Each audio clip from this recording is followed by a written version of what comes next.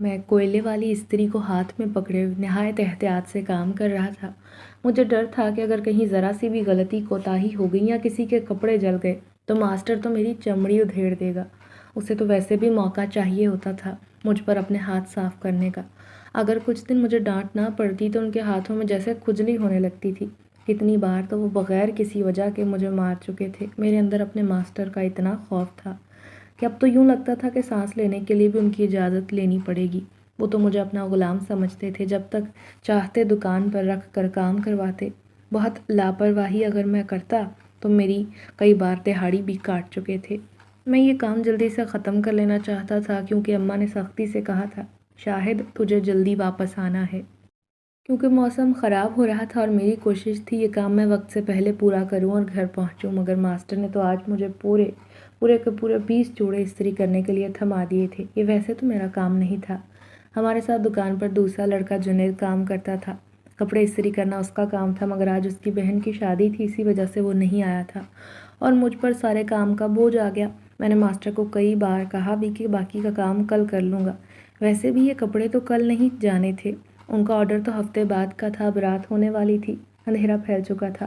سردیوں میں تو شام فوراً ہو جاتی ہے۔ یقیناً میری اماں دروازے پر بیٹھی میرا انتظار کر رہی ہوں گی۔ میرا دل ویسے بھی آج بہت گھبرا رہا تھا، نہ جانے کیوں مجھے ایسے موسم میں گھبراہٹ ہوتی تھی، مگر کبھی میرے دل میں ایسے برے خیالات نہیں آئے تھے جیسے آج آ رہے تھے۔ ابھی تو ڈر کی وجہ سے ماتھے پر پسینے کے قطرے نمودار ہو گئے۔ میں کپڑے استری کر رہا تھا کہ ایک دم باہر زوردار بجلی کی کڑک سنائی دی۔ کڑک اتنی شدید تھی کہ میرے منہ سے چیخ نکلی۔ پیچھے ساتھ والے کمرے میں ماسٹر مزے سے سو رہا تھا۔ میری چیخیں سن کر دندناتا ہوا آیا اور چلانے لگا، کام چور کہیں کے، یہ تو نے اس وقت کیا شور مچا رکھا ہے؟ تو اچھے سے جانتا ہے اس وقت میں آرام کرتا ہوں، تیری ہمت کیسے ہوئی چیخنے کی؟ میں نے ڈرتے ہوئے کہا، ماسٹر جی باہر موسم بڑا خراب ہے، کیا میں گھر چلا جاؤں؟ میری بات سن کر وہ مزید غصے میں آ گیا۔ یہ کیا تو لڑکیوں کی طرح طوفان سے ڈر رہا ہے؟ اگر مرد کا بچہ ہے تو چپ چاپ کام ختم کر پھر چلے جانا، جلدی ہاتھ چلا۔ ان کی بات سن کر میں افسوس کرتے ہوئے خاموش ہو گیا۔ وہ خود تو اپنے کمرے میں آرام سے سو رہا تھا، مگر مجھ سے کام کروا رہا تھا۔ دکان کے ساتھ ہی اس کا گھر تھا جہاں وہ ہر وقت ہوتا، بس میرا کام ختم ہونے پر دیکھنے آ جاتا۔ ابھی بھی مجھے کھری کھری سنا کر دوبارہ سونے جا چکا تھا اور میں سر جھٹک کر دوبارہ کام میں لگ گیا۔ کچھ ہی دیر بعد مجھے کسی کی آواز آئی، میں سمجھا میرا وہم ہے، سو پھر سے کام کرنے لگا۔ ابھی بس ایک جوڑا باقی رہ گیا تھا۔ جب یہ ختم ہوا تو میں ماسٹر کو جگانے جا رہا تھا کہ مجھے دہاڑی دے دیں، مگر پھر سے کسی کی نسوانی آواز آئی۔ میں حیران ہو گیا کہ یہ لڑکی کی آواز بھلا کہاں سے آ رہی تھی؟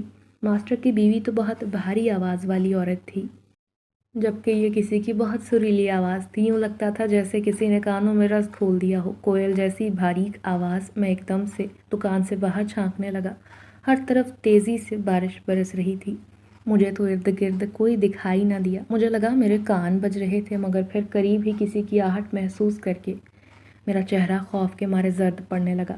کہیں اس موسم میں کوئی چور ڈاکو تو نہیں آ گیا؟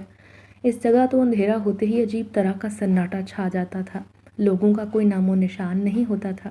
ایسے میں اگر کوئی چور یا ڈاکو پھرتا تو آسانی سے اپنا کام کر سکتا تھا، اور اگر یہ ڈاکو ماسٹر کی دکان میں گھس جاتے اور چوری کر کے جاتے تو ماسٹر تو مجھے جان سے مار ڈالتا۔ میں نے چھتری لی، دکان کو اچھے سے بند کر کے باہر نکلا۔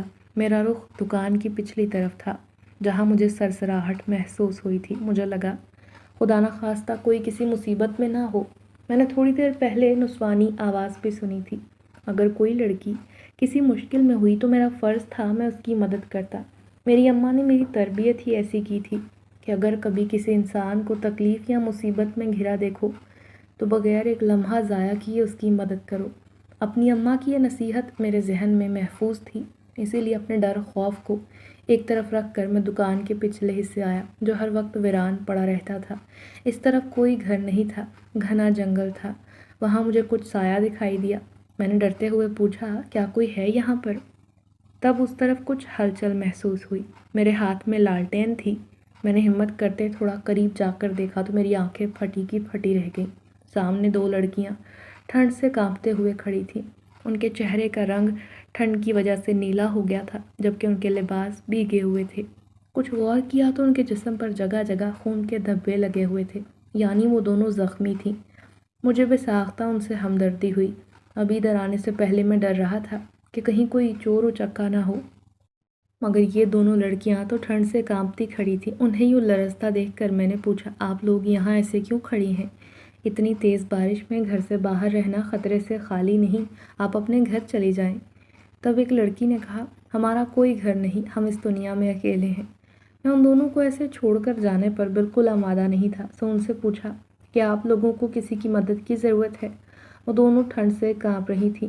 میں نے ان کے بھیگے کپڑے دیکھا تو کچھ سوچ کر انہیں دکان میں بھیج دیا اور کہا، آپ لوگ اندر سے دروازہ بند کر کے دونوں گرم کپڑے پہن لیں۔ مجھے پتا تھا اگر ماسٹر کو بھنک پہ لگ گئی کہ میں نے اس کی دکان سے کپڑے لے کر کسی کو دیے تھے تو وہ میری کھال ادھیڑ دے گا، مگر اس وقت تو بہت ضروری ان لڑکیوں کی جان بچانا تھا۔ نہ جانے ایسی کیا بات تھی کہ ماسٹر سے اتنا ڈرنے کے باوجود میں نے اتنا بڑا قدم اٹھا لیا اور دونوں لڑکیوں کو لے کر اپنے ساتھ گھر آ گیا، کیونکہ یہاں اگر وہ پھر سے رکتیں تو سردی کی شدت سے مر جاتی۔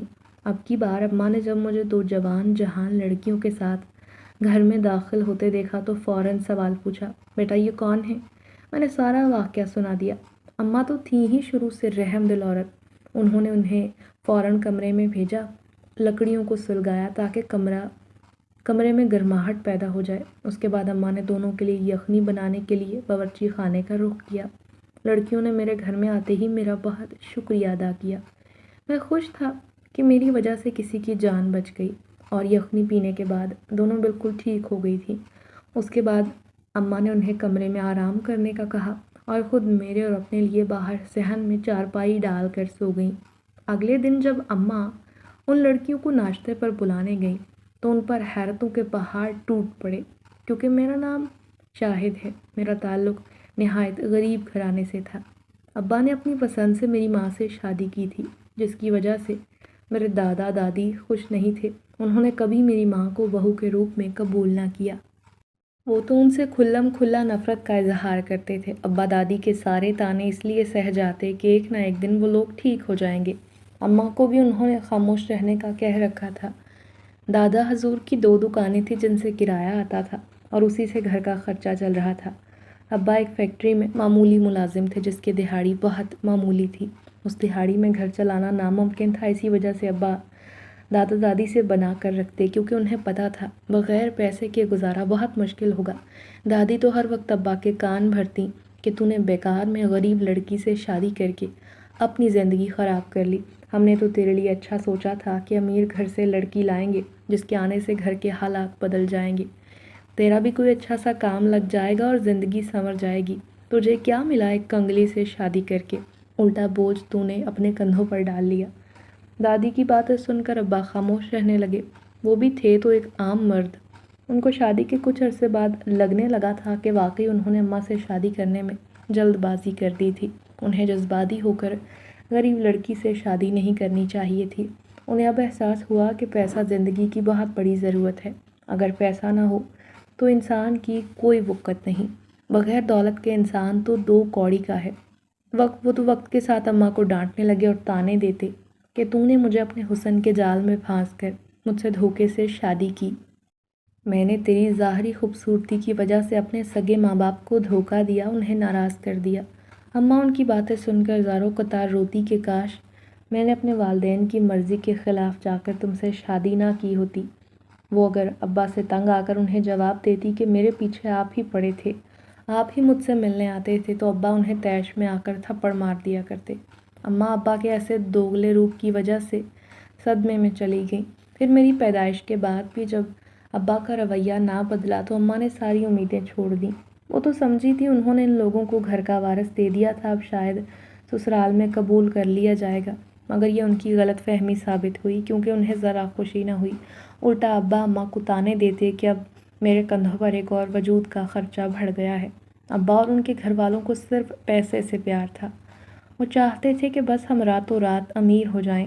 اماں میری پرورش خود کرتیں۔ ابا انہیں میرے اخراجات کے لیے ایک دھیلا بھی نہ دیتے۔ وہ یہی کہتے کہ میرے پاس فالتو کا پیسہ نہیں جو تم لوگوں پر اڑاتا پھروں۔ اماں نے اسی وجہ سے آس پاس پڑوس میں صفائی کا کام کرنے لگی، جس سے 2-4 پیسے آ جاتے اور وہ مجھ پر خرچ کرتی۔ میں جوں جوں بڑا ہوتا گیا اپنی ماں کو سسرال والوں سے ذلیل ہوتے ہی دیکھا تھا۔ ابا نے ان کی کبھی کوئی قدر نہ کی، حالانکہ وہ ہر حالت میں گھر کے سارے کام کاج کرتی۔ اماں کے کسی کام کی ان لوگوں کی نظر میں ہرگز کوئی اہمیت نہ تھی۔ پھر کچھ عرصے بعد ہی ہم لوگوں پر انکشاف ہوا کہ ابا دوسری شادی کرنے والے تھے۔ یہ خبر تو جیسے اماں پر بجلی بن کر گری۔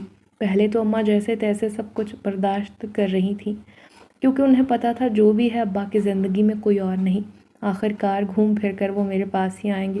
مرد کو ویسے بھی اپنے کاموں کے لیے عورت کی ضرورت ہر صورت پڑتی ہے۔ وہ ابا کی مار بھی اسی لیے برداشت کرتی کہ وہ ان کے شوہر تھے۔ وہ اپنا غصہ اسی طرح اتارتے تو وہ اس میں بھی راضی تھیں، کیونکہ انہوں نے سچے دل سے ابا سے محبت کی تھی، ان سے وفا نبھائی۔ مگر ابا نے کیا کیا تھا؟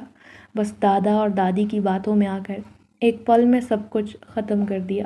اماں نے ابا کی بہت منتیں کی کہ آپ کو رب کا واسطہ ہے مجھ پر رحم کھائیں، مجھ پر یہ ظلم نہ کریں، میں کسی صورت سوتن کا غم برداشت نہیں کر سکتی۔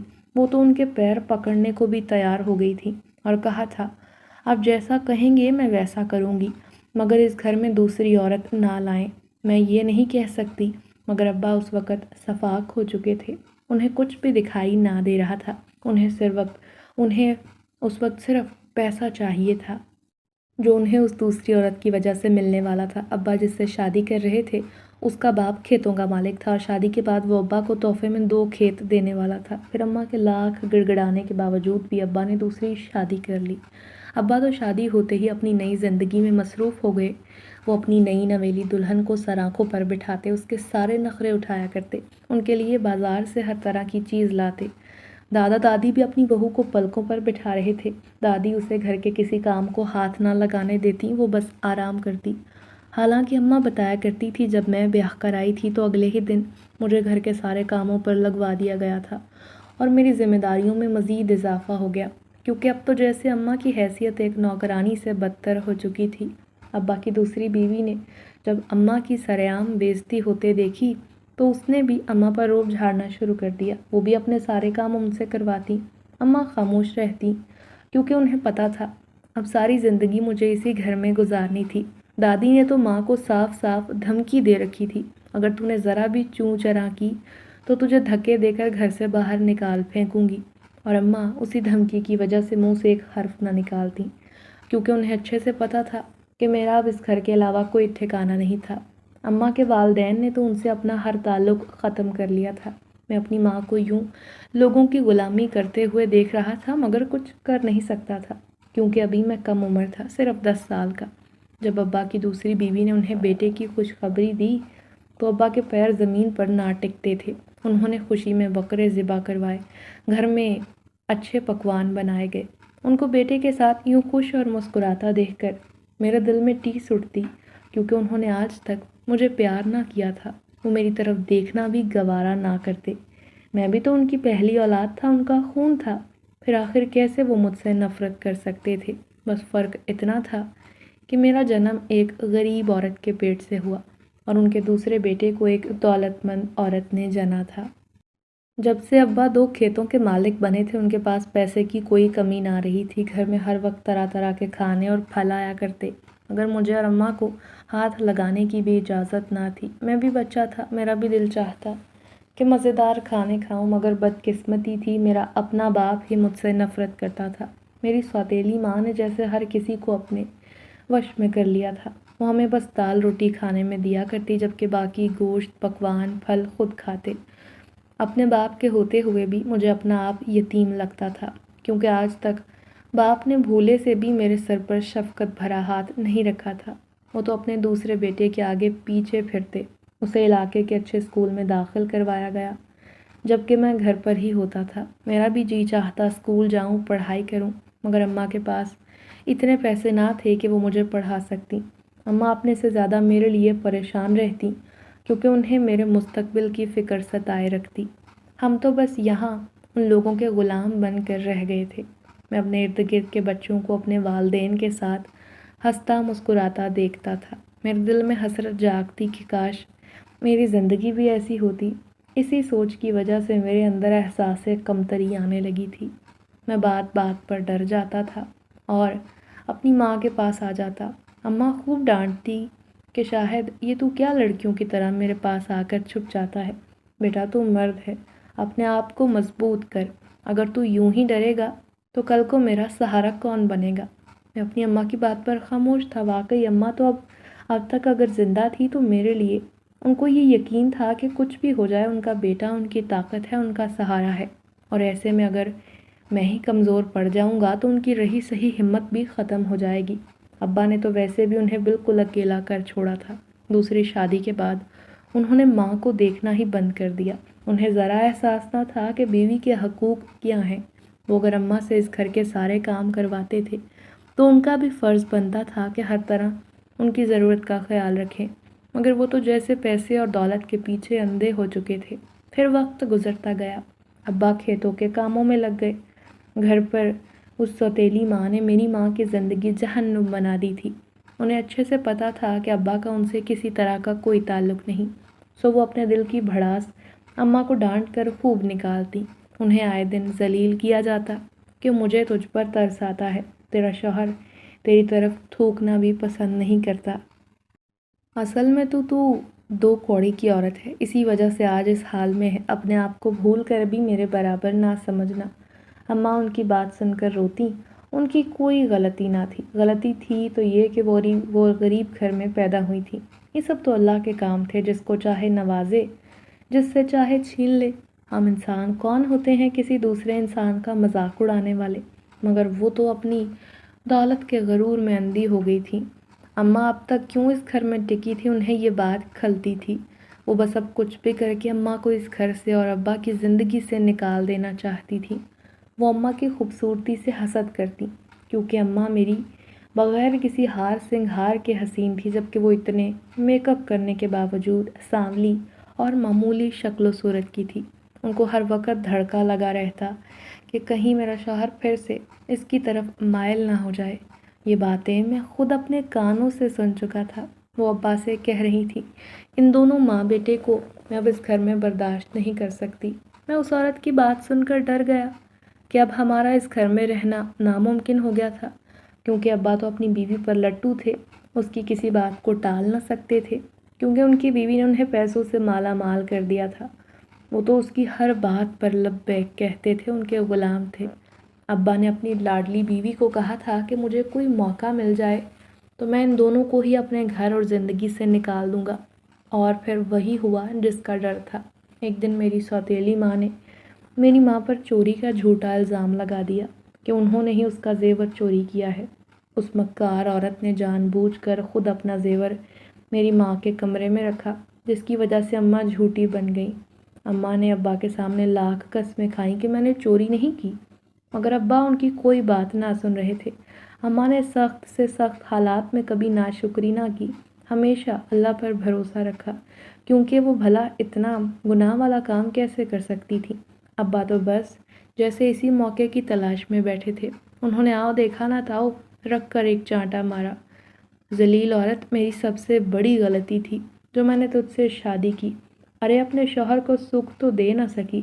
اب جب میں اپنی زندگی میں خوش ہونے لگا تھا تو ایسی نیچ اور گھٹیا حرکتوں پر اتر آئی ہے۔ تجھے تو میرا احسان ماننا چاہیے کہ اب تک تجھے اس گھر میں رہنے کی اجازت دے رکھی ہے، ورنہ میرا بس چلتا تو تجھے اسی دن گھر سے نکال دیتا جب دوسری شادی کی، مگر شاید تجھے عزت راست نہیں۔ اب تو میں کسی صورت تجھے یہاں نہیں رکھ سکتا، ویسے بھی تو میرے کسی کام کی نہیں، خواہ مخواہ کا خرچہ میں نے بڑھا رکھا ہے تیری وجہ سے۔ ابا نے مجھے اور اماں کو رات کے اندھیرے میں دھکے مار کر گھر سے نکال دیا، یہ بھی نہ سوچا کہ رات گئے ہم جائیں گے کہاں، کس کے پاس رکیں گے۔ ابا نے اماں کو گھر سے نکالتے وقت طلاق دے کر ہمیشہ کے لیے جان خلاصی کروا لی تھی۔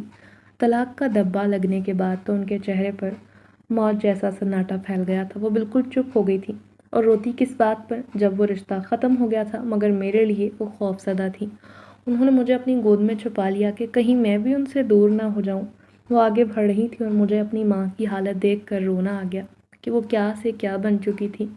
زندگی کے اتنے انمول سال انہوں نے اپنے سسرال والوں کی خدمت اور انہیں خوش کرنے میں گزار دیے، مگر وہ سارے دولت کی ہوس میں اس قدر ڈوبے ہوئے تھے کہ ان کے اندر سے انسانیت ختم ہو چکی تھی۔ انہیں پیسہ نظر آتا تھا، انہیں ماں کی کوئی قربانی، کوئی خدمت یاد نہ آئی، بس اپنا مطلب پورا ہو جائے اور ایک جھٹکے سے زندگی سے بے دخل کر ڈالا۔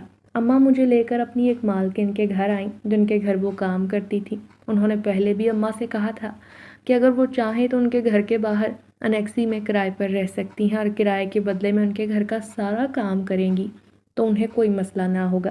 اماں نے پہلے تو انکار کر دیا تھا کیونکہ پورا دن تو ان کا سسرال والوں کے کاموں میں گزر جاتا تھا۔ دوسرا، اماں دادی اور ابا کو کسی بات کا موقع نہیں دینا چاہتی تھی، مگر اب یہی آخری ٹھکانہ بچا تھا۔ رات کے وقت ان کے گھر جانے پر مالکن کو برا تو بہت لگا کیونکہ ان کی نیند خراب ہوئی تھی، مگر اماں نے ان کے آگے رو رو کر ہاتھ جوڑے کہ مجھے یہاں رہنے دیں، میں اس کے بدلے میں آپ کے گھر کے کام کر دوں گی۔ وہ مان گئیں، مگر میرا دل اماں کو یوں روتے بلکتے دیکھ کر چھلنی ہو گیا تھا۔ مگر ہمیں یہ وقت گزارنا تھا جیسے تیسے کر کے، تو صبر سے کام لیا۔ وقت تو ویسے بھی کسی کے لیے نہیں رکتا، وقت کا کام ہے گزرنا، وہ گزر جاتا ہے۔ کبھی نہ کبھی تو ہم بھی سکھ کا سانس لے پائیں گے، مجھے امید تھی۔ پھر اماں کو یوں ہی یہاں کام کرتے ہوئے کئی ماہ گزر گئے۔ اب میں کوئی کام تلاش کرتا تاکہ اماں کی مدد کر سکوں۔ میں روز کوئی نہ چھوٹی موٹی مزدوری کر لیتا، مگر اس کے بدلے میں صرف 10-20 روپے ہی دہاڑی ملتی، جس سے ہمارا کچھ فائدہ نہ ہوتا۔ اس مہنگائی کے زمانے میں اگر زندہ رہنا تھا تو ہمیں کوئی نہ کوئی ہنر آنا بہت ضروری تھا۔ میرے پاس ایسا کوئی ہنر نہ تھا۔ تعلیم تو مجھے ابا نے دلوائی نہ تھی، سو اماں چاہتی تھی کہ تم کوئی کام سیکھ لوں تاکہ اپنا کام شروع کر سکوں۔ میں جگہ جگہ پھرتا تاکہ کوئی کام دیکھ سکوں۔ ایک دن مجھے کپڑوں کی دکان نظر آئی، وہاں ایک ماسٹر ہوتا تھا، یہ اسی کی دکان تھی۔ میں اللہ کا نام لے کر وہاں گیا اور اس سے بات کی کہ مجھے کام کی ضرورت ہے، میں ہنر سیکھنا چاہتا ہوں۔ اس نے مجھے اپنے ساتھ کام پر رکھ لیا۔ میں بہت خوش ہوا کہ اب میرے پاس بھی 4 پیسے آ جائیں گے تو اپنی ماں کا سہارا بنوں گا۔ میں نے جب خوشی خوشی اماں کو یہ خبر سنائی تو پہلے تو وہ بہت خوش ہوئیں، مگر جب انہیں پتہ چلا کہ وہ کپڑوں کی دکان بہت دور تھی تو وہ گھبرا گئی تھیں اور کہنے لگیں، بیٹا اس دکان کے پیچھے تو گھنے جنگل بھی ہیں، وہاں شام کے وقت سناٹا چھا جاتا ہے، کوئی ادھر سے آتا جاتا بھی نہیں، پھر تو واپس کیسے آئے گا؟ میں نے اماں کو یقین دلایا کہ میں اپنا پورا خیال رکھوں گا، وقت پر گھر آیا کروں گا۔ پھر بھی اماں اس جگہ کا سن کر ڈر چکی تھیں۔ وہ آتے جاتے وقت مجھ پر آیت الکرسی پڑھ کر پھونکتیں۔ اللہ جانے انہیں کس بات کا خوف تھا، یا پھر اس جنگل کے بارے میں کوئی ایسا راز تھا جو میں نہیں جانتا تھا، یا شاید کوئی ایسی پراسرار قصہ کہانی جسے سن کر رونگٹے کھڑے ہو جاتے تھے۔ اماں سے پوچھ بھی چکا تھا مگر وہ ہر بار ٹال دیا کرتی۔ وہ مجھے اس لیے نہ بتاتی تھی کہ میں ڈر نہ جاؤں اور کام پر جانا نہ چھوڑ دوں۔ وہ تو خود چاہتی تھی کہ میں گھر سے باہر نکل کر لوگوں سے ملوں جلوں تاکہ میرے اندر اعتماد پیدا ہو، مگر وہ مجھے جاتے وقت خاص ہدایت کرتیں کہ شام ہونے سے پہلے پہلے لوٹ آنا۔ میں بھی کوشش کرتا کہ وقت پر گھر آ جاؤں، مگر وقت گزرنے کے ساتھ ساتھ ماسٹر نے مجھ سے زیادہ کام لینا شروع کر دیا۔ اسے پتہ چل گیا تھا کہ مجھے پیسوں کی ضرورت تھی اور میں اپنی ماں کے ساتھ بہت مشکل سے گزارا کرتا، اور اس گھٹیا انسان نے اسی بات کو اپنے فائدے کے لیے استعمال کرنا شروع کر دیا۔ وہ مجھے دن کے 500 روپے دیتا، جس کے بدلے میں مجھ سے گدھوں کی طرح کام لیتا۔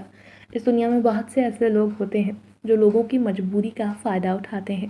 اگر ان کو کسی انسان کی کمزوری پتہ چل جائے تو وہ لمحہ نہیں لگاتے اسے اپنے مفاد کے لیے استعمال کرنے میں۔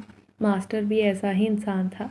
وہ مجھے کام کے بدلے میں مناسب دہاڑی دیتا، مگر سارے کام کرواتا، اور اگر کبھی ذرا سی بھی غلطی ہو جاتی یا کام دیر سے ختم ہوتا تو دہاڑی کے پیسے کاٹ دیتا۔ اب تو وقت گزرنے کے ساتھ ساتھ وہ غلطی کرنے پر مجھے مار بھی دیا کرتا، کیونکہ اسے پتہ تھا کہ میں جو کچھ کروں میں یہ کام نہیں چھوڑنے والا۔ ایک بار میں کپڑے استری کر رہا تھا، مجھ سے ذرا سا کپڑا جل گیا۔ ماسٹر کو پتہ چلا تو اس نے طیش میں آ کر میرے ہاتھ پر استری رکھ دی۔ یہ اس بات کی سزا تھی کہ میں نے ماسٹر کا نقصان کیا تھا۔ وہ نہایت شفاق انسان تھا جو کسی پر رحم نہیں کھاتا تھا۔ اس کو ہر چیز بالکل ٹھیک چاہیے ہوتی، ذرا سی خامی ہونے پر وہ شام تک مجھ سے کام کرواتا۔ میرا کام تو یہاں دکان کی صفائی کرنا اور دکان کی حفاظت کرنا تھا، مگر میرے ساتھ والے دوسرے کام والے لڑکے جنید کی بہن کی شادی تھی، وہ چھٹی لے کر گاؤں چلا گیا اور اس کی وجہ سے اس کا کام بھی مجھے کرنا پڑا، مگر یہ کام مجھے بہت مشکل لگا تھا۔ میرے اندر ماسٹر کا خوف بیٹھ گیا تھا، سو اب میں اسے کوئی موقع نہیں دینا چاہتا تھا کہ وہ کوئی نقص نکالے اور مجھے سزا ملے۔ سردی کا موسم آ گیا تھا، جس کی وجہ سے ماسٹر کے پاس کپڑوں کے اتنے آرڈر نہ تھے، اسی وجہ سے وہ غصے میں ہوتا اور اپنا غصہ مجھ پر نکالتا۔ میرے لیے سردیوں میں دکان پر آنا جانا بھی مشکل ہو گیا تھا۔ کیونکہ ایک تو یہ دکان ہمارے علاقے سے بہت دور ایک ویرانے میں تھی، اوپر سے آج کل سردی کے موسم میں بارش اور طوفانوں نے تباہی مچا رکھی تھی۔ ماسٹر مجھے دیر تک یہاں بٹھاتا، اسے ذرا احساس نہ تھا کہ میں اس خراب موسم میں گھر کیسے جاؤں گا۔ اماں کے دل کو ہر وقت دھڑکا لگا رہتا، اگر مجھے گھر جانے میں دیر ہو جاتی تو ان کی طبیعت خراب ہو جاتی۔ میں ان سے بہت بار کہہ چکا تھا، اماں پریشان نہ ہوا کریں، میں اب بچہ نہیں، میں اپنا خیال خود رکھ سکتا ہوں، آپ میری فکر میں اپنے آپ کو بیمار نہ کریں۔ مگر اماں مجھے ہر بار یہی کہتی کہ بیٹا تیرے اندر میری جان بستی ہے، اگر آج میں زندہ ہوں تو بس تیرے لیے میرے بچے، ورنہ میرا اب اس دنیا میں رہنے کا کوئی مقصد نہیں بچا۔ میں نے اپنی زندگی میں جتنی تکلیفیں اٹھائی ہیں، اگر کوئی اور اٹھاتا تو شاید برداشت نہ کر پاتا، مگر میری مجبوری تھی، مجھے ہر صورت اپنے آپ کو مضبوط بنانا تھا، ورنہ یہ دنیا تجھے اکیلا جان کر نوچ کھاتی۔ میرے بچے، ایک عورت اپنے بچے کی خاطر ہر تکلیف سہ سکتی ہے، تو ہی میرا کل اثاثہ ہے، اگر تجھے کچھ ہو گیا میں تو جیتے جی مر جاؤں گی۔ میں اب بے چین ہو کر پوچھتا بھی کہ آخر ایسی کیا وجہ ہے آپ ڈر جاتی ہیں؟ انہوں نے مجھے ایک دن بتایا کہ اس جنگل کے بارے میں مشہور ہے، یہاں کالے سایوں کا راج ہے، کوئی بھی انسان وہاں جانے کا سوچ نہیں سکتا، کیونکہ یہاں سے راتوں کو دل دہلا دینے والی چیخیں سنائی دیتی ہیں۔ اگر کوئی انسان جنگل میں ایک بار چلا جائے تو وہ کالی بھیانک طاقتیں اس انسان کو ہمیشہ کے لیے قید کر لاتی ہیں۔ میں اماں کی بات سن کر خود بھی ڈر کے مارے کانپ اٹھتا، بھوت پریت والی باتوں پر تو میں نے کبھی یقین نہ کیا تھا، کیونکہ مجھے لگتا تھا یہ بس قصے کہانیوں میں ہی ہیں، ان کا حقیقت میں کوئی وجود نہیں۔ مگر آج اماں کا خوف سے زرد پڑتا چہرہ دیکھ کر مجھے یقین ہو گیا کہ اماں کوئی مذاق نہیں کر رہی، جنگل واقعی عصیبی تھا۔ اماں نے مجھ سے کبھی جھوٹ نہ بولا تھا، جس کا مطلب تھا وہ جو بھی کہہ رہی ہیں وہ سچ ہے۔ میں اب خود بھی احتیاط کرتا کہ جلدی سے کام ختم کر کے گھر کو نکل جاؤں، مگر اس ماسٹر کو مجھ سے خدا واسطے کا بیر تھا، جو کہ جان بوجھ کر مجھ سے اتنا کام لیتا کہ مجھے ہر صورت میں دیر ہو جاتی۔ اسی طرح ایک دن میں صبح جاگا، موسم خراب تھا، آسمان پر بادل چھائے ہوئے تھے۔ اماں نے کہا تھا، شاہد آج تو نہ جا بیٹا، میرا دل بڑا گھبرا رہا ہے۔ میں نے کہا، اماں اگر میں نہ گیا تو وہ مجھے کام سے نکال دے گا، وہ تو بہت بے حس انسان ہے، اسے کوئی پرواہ نہیں کہ میں کن حالات میں جی رہا ہوں، وہ بس چاہتا ہے کہ میں اس کا غلام بن کر رہوں۔ مجھے تو اس نے اپنا زر خرید غلام سمجھ رکھا ہے، میں تو یہاں اپنی محنت کی کمائی لیتا تھا، مگر وہ تو یوں برتاؤ کرتا ہے جیسے میں بغیر کام کے اس سے پیسے لیتا ہوں۔ سچ کہتے ہیں اس زمانے میں غریب کو پیر کی جوتی سمجھا جاتا ہے، اس کی معاشرے میں کوئی عزت نہیں، اور اس کے ساتھ یہاں بس امیر انسانوں کی عزت ہے اور ان سے تمیز سے بات کی جاتی ہے۔ میں آج کام پر آیا، سب سے پہلے دکان کی صفائی کی۔ ماسٹر نے مجھے 20 جوڑے استری کرنے کو پکڑا دیے، جو سن کر میرا منہ حیرت سے کھلا رہ گیا۔ اب تو عصر کا وقت تھا، اس نے کہا، جانے سے پہلے یہ کام ختم کر کے جانا۔ میں نے کہا کہ صاحب میں آدھے کپڑے کل استری کر دوں گا، کچھ دیر میں طوفان آنے والا ہے، مگر اس نے مجھے دھمکی دی کہ وہ مجھے کام ختم کیے بغیر دہاڑی نہیں دے گا۔ پھر آخر کار جب میں نے کام ختم کیا تو مجھے کچھ عجیب سی آوازیں آئیں۔ پہلے تو میں نے وہم جانا، مگر جب دوبارہ کسی لڑکی کی آواز آئی تو باہر نکل کر دیکھا، کوئی آہٹ تھی جو کہ دکان کی پچھلی طرف سے آ رہی تھی۔ میں وہاں جانے سے گھبرا رہا تھا، کیونکہ اماں کی باتوں نے میرے اندر ڈر بٹھا دیا تھا۔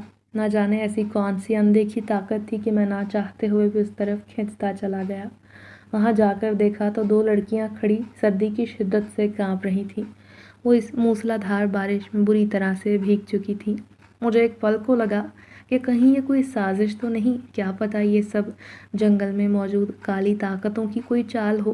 میں ایسے کسی پر بھروسہ نہیں کر سکتا تھا، مگر ان دونوں لڑکیوں کے چہرے بہت ڈرے سہمے تھے، ان کے چہرے اور وجود پر زخم تھے جن سے خون رس رہا تھا۔ یہ دیکھ کر مجھے بے ساختہ ان پر ترس آ گیا، اور میں چاہ کر بھی ان کو ایسے مشکل وقت میں اکیلا نہیں چھوڑ سکتا تھا۔ میں ایک غیرت مند آدمی تھا، جس کی تربیت نے اسے یہ اجازت نہ دی تھی کہ وہ بے سہارا لڑکیوں کو اکیلا چھوڑ دیتا۔ یہاں اتنا سناٹا تھا کہ اگر کسی آوارہ لفنگے کی نظر ان پر پڑ جاتی تو انہیں اسی وقت نوچ کھاتا۔ میں نے سب سے پہلے انہیں ماسٹر کی دکان میں بھیجا تاکہ وہ کپڑے بدل لیں۔ مجھے اچھے سے پتا تھا اگر ماسٹر کو پتہ چلا کہ میں نے اس کی دکان سے کپڑے نکال کر کسی کو دیے ہیں تو وہ مجھے زندہ زمین میں گاڑ دے گا، مگر فی الحال ان کی جان بچانا ضروری تھا، جو ٹھنڈ سے نیلی ہو رہی تھی۔ پھر اس کے بعد میں دونوں کو لے کر گھر آیا۔ اماں نے ان کا خیال رکھا، انہیں گرماہٹ والے کمرے میں آرام کرنے کو کہا۔ ہم دونوں ماں بیٹے صحن میں چارپائی ڈال کر سو گئے۔ اگلے دن اماں جب ان کے کمرے میں گئیں تو ان پر حیرتوں کے پہاڑ ٹوٹ پڑے۔ کل تک وہ اتنی بیمار اور لاغر تھی کہ ان کا جسم تپ رہا تھا۔ اماں بتا رہی تھی کہ بیٹا، اگر تو انہیں یہاں نہ لاتا تو وہ ٹھنڈ سے مر جاتی، اور اب صبح سویرے اٹھ کر پورے کمرے میں صفائی کر رہی تھی۔ اماں نے انہیں روکا، تم دونوں رہنے دو، بس یہاں آرام کرو، مگر انہوں نے کہا، نہیں اماں، آپ نے ہماری جان بچائی ہے، اب ہم اتنا تو کر ہی سکتے ہیں۔ اماں خاموش ہو گئی، کیونکہ وہ دونوں لڑکیاں بہت خلوص سے سارا کام کر رہی تھیں۔ مجھے حیرت ہوئی کہ اتنی خوبصورت لڑکیاں آخر کیوں رات کے اس پہر جنگل کے پاس کھڑی تھیں؟ کیا ان کے گھر والے نہیں تھے؟ کیا ان کو بھی کسی نے گھر سے نکال دیا تھا؟ میرے ذہن میں بہت سارے سوال آنے لگے، مگر میرے پاس ظاہر ہے ان سوالوں کے کوئی جواب نہ تھے۔ ابھی ان سے کچھ پوچھ بھی نہ سکتا تھا۔ پھر میں نے لڑکیوں سے ماسٹر کے لباس لے کر دکان جا کر پھر سے استری کر دیے تاکہ اسے پتہ نہ چلے، اور ان کپڑوں کے ساتھ ہی رکھ دیے۔ مگر کچھ ہی دیر بعد ماسٹر نے وبال مچا دیا، تو نے یہ کپڑے کسی کو دیے تھے؟ بول۔ یہ سنتے ہی میرے پیروں تلے سے زمین سرک گئی کہ یہ وہ کیا کہہ رہا تھا۔ بھلا اسے کیسے معلوم ہوا کہ میں نے گرم کپڑوں میں سے 2 جوڑے لڑکیوں کو دیے تھے؟ ارے صاحب، یہ آپ کیا بول رہے ہیں؟ میں تو صاف مکر گیا، میں نے ایسا کچھ نہیں کیا، میرا دل بہت ڈرا ہوا تھا۔ مگر جب اس نے کہا کہ کپڑوں پر خون کے کچھ دھبے لگے ہیں اور وہ خون کسی انسان کا نہیں، اس بات نے میرے پیروں تلے سے زمین کھینچ لی۔ خون کا نام سن کر ذہن میں جھماکا ہوا کہ وہ لڑکیاں کل رات زخمی تھیں، ضرور ان کا خون لگا ہوگا۔ مگر ماسٹر یہ کیوں کہہ رہا تھا کہ وہ انسانی خون نہیں تو پھر کس کا ہے؟ میرا دل کسی سوکھے پتے کی طرح لرز رہا تھا۔ کہیں وہ لڑکیاں کوئی پراسرار مخلوق تو نہ تھی؟ اگر انہوں نے اماں کو کوئی نقصان پہنچا دیا تو میں خود کو کیسے معاف کر سکوں گا؟ میں نے اسی وقت ماسٹر کے آگے ہاتھ جوڑ کر معافی مانگی کہ میری کوئی غلطی نہیں، میں نہیں جانتا یہ خون یہاں کیسے آیا۔ میں ان کے پیروں میں بیٹھ گیا، کیونکہ مجھے پتا تھا ایک بار یہ کام ہاتھ سے نکل گیا ہمارے حالات پھر سے خراب ہو جائیں گے۔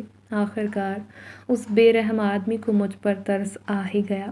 اس دن پھر جب میں شام میں گھر جانے لگا تو مجھے اپنے پیچھے عجیب سی آہٹ محسوس ہوئی، یوں لگ رہا تھا جیسے کوئی مسلسل میرا پیچھا کر رہا ہے۔ میرے چہرے پر خوف کی وجہ سے پسینے کے قطرے نمودار ہو گئے تھے۔ میں کئی بار پیچھے مڑ کر رک کر دیکھ بھی چکا تھا، مگر سنسان راستہ میرا منہ چڑھا رہا تھا۔ خدا خدا کر کے گھر پہنچا۔